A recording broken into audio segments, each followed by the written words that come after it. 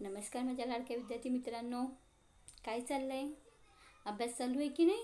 व्यवस्थित सर्वांनी अभ्यास करायचा आहे आणि वया देखील व्यवस्थित वेळेवर सर्वांनी कंप्लीट करायच्या आहेत. ओके, चला आज आपण स्टँडर्ड 3 इंग्लिश मीडियमचा सब्जेक्ट मराठीचा नवीन लेसन बघणार आहोत. आईचा वाढदिवस, लेसन नंबर 9, आईचा वाढदिवस.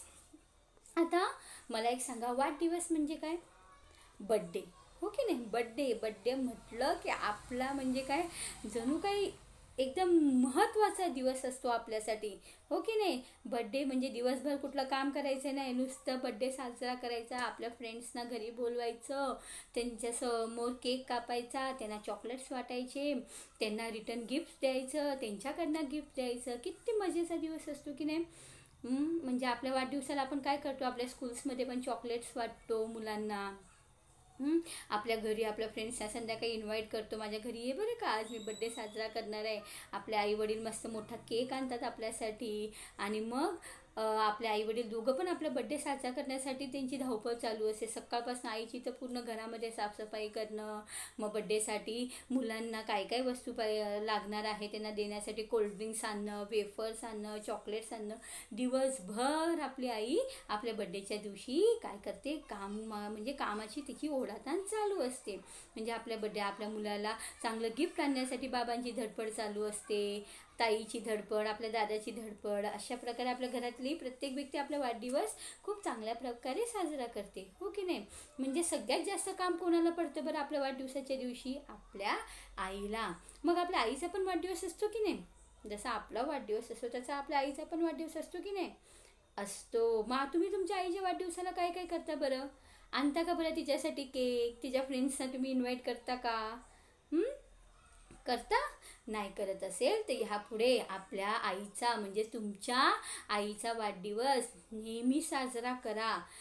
फ्रेंड्सना बोलवू नका, केक कट करू नका, पण निदान तिच्या वाढदिवसाला काहीतरी असं छान तिच्यासाठी करा. तिला आवडेल असं तिच्यासाठी काहीतरी छान करा, म्हणजे आईला सुद्धा बरं वाटेल. अशाच प्रकारचा आईचा वाढदिवस ह्या पाठामध्ये आपल्याला आईचा वाढदिवस त्या मुलांनी कशा प्रकारे साजरा केलेला आहे ते सांगितलेलं आहे. चला पाठाला सुरुवात करूया. ऐका व म्हणा. आज सागरचा वाढदिवस. अजय आला, अभय आला, सायरा आली अनु आली. सागरने चटई अंथरली, मुले चटईवर बसली. आईने वाढला चमच्याने खाऊ, आपण सगळे मिळून खाऊ. सागरच्या आईला शुभेच्छा देऊ. आता बघा, ह्या पाठामध्ये कोणाचा आईचा वाढदिवस आहे? सागर नावाचा जो मुलगा आहे त्याच्या आईचा वाढदिवस आहे. आणि त्यांनी कोणाकोणाला इन्व्हाइट केलं त्याच्या आईच्या वाढदिवसाला? अजयला, अभयला, सायरा, अनु. अजय, अभय, सायरा, अनु ह्या त्याच्या फ्रेंड्सना त्यांनी इन्व्हाइट केलेलं आहे, म्हणजे आमंत्रण दिलेलं आहे बड्डेला. सर्वजण आईचा वाढदिवस म्हणून घरी आली. बघा कशी छान चित्रात आपल्याला दिसतं आहे.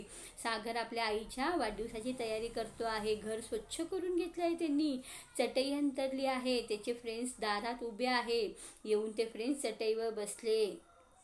आणि कशा प्रकारे बघा, मग आईने काय आणला? खाऊ आणला. आईने वाढला चमच्याने खाऊ, आपण सगळे मिळून खाऊ. आईने त्यांच्यासाठी छान खाऊ बनवला होता. आई स्वतःचा वाढदिवस होता आणि आईने स्वतःच्या हाताने सर्वांना छान असा खाऊ बनवला. आईने सर्वांना खाऊ दिला आणि सर्वांनी मिळून मिसळून मज्जा करून मस्त एन्जॉय करून तो खाऊ खाल्ला. आणि सर्वांनी मिळून आईला, सागरच्या आईला शुभेच्छा दिल्या, म्हणजे आईला बड्डे विश केलं. अशा प्रकारे सागर आणि त्याच्या फ्रेंड्सनी, मित्रांनी त्याच्या आईचा वाढदिवस साजरा केला. तुम्ही सुद्धा अशाच प्रकारे तुमच्या आईचा वाढदिवस साजरा करायचा. आणि निदान आपल्या आईसाठी एक छान ग्रीटिंग कार्ड्स तरी बनवायचं, म्हणजे आपल्या हाताने, आपल्या हस्ताक्षरामध्ये छान अशा क्राफ्टद्वारे आपल्या आईसाठी ग्रीटिंग बनवा, म्हणजे आईला पण खूप आनंद होईल. सर्वांना पाठ कळाला असेल.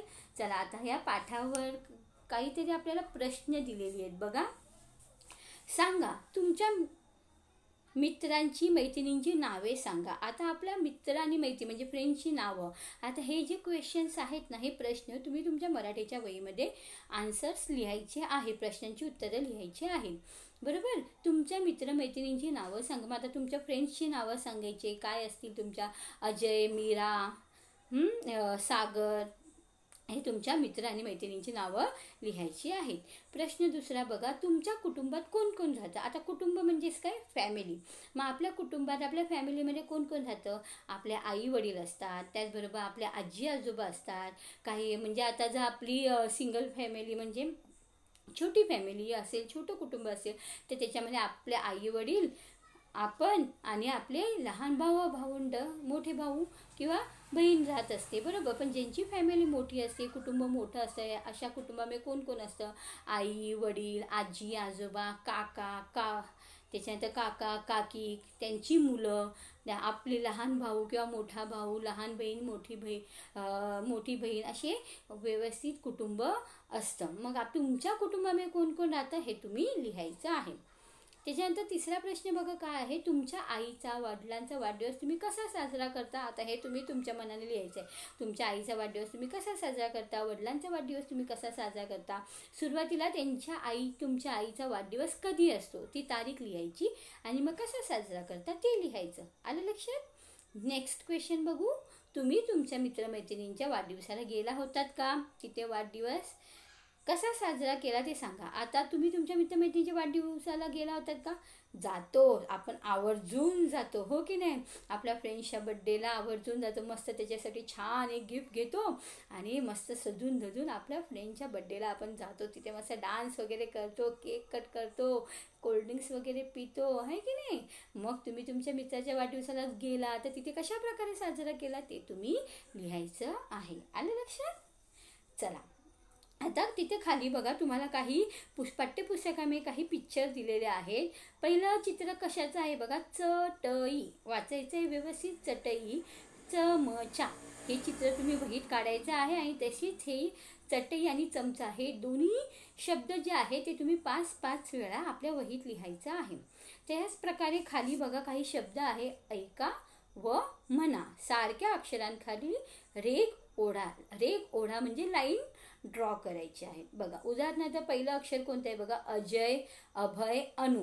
म्हणजे सारखे ह्या 3 शब्दांमध्ये सारखे अक्षर कोणतं आहे, अच्या खाली अंडरलाईन केलेली आहे, रेघ ओढलेली आहे. तशाच प्रकारे दुसरं बघा, आई, आईचा, आईला, आईने. ह्याच्यामध्ये सारखं अक्षर कोणतं आहे, आ.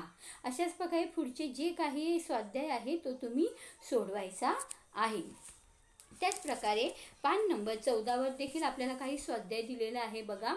ऐका, शब्दपट्टी पहा, वाचा, तुमच्या कुटुंबातील व नात्यातील व्यक्तींची नावं सांगा. आता बघा इथे आपल्याला काय काय दिलेलं आहे, वाचायचं या शब्दपट्टी आणि आपल्या कुटुंबातील व्यक्तींची नावं आपल्याला तिकडे लिहायची आहेत.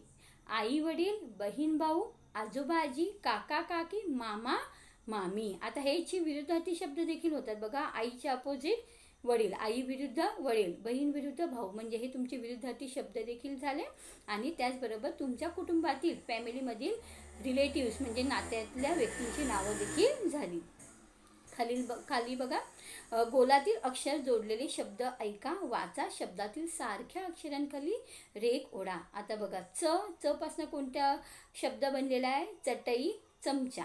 मग कोणता शब्द समान आहे, कोणतं अक्षर समान आहे, च. म्हणजे या चच्या खाली रेघ ओढायची आहे. तशाच प्रकारचे पुढचे जे काही बॉक्सेस दिलेले आहेत त्या बॉक्समधले शब्द तुम्ही वाचायचं आहे आणि स्वाध्याय सोडवायचा आहे.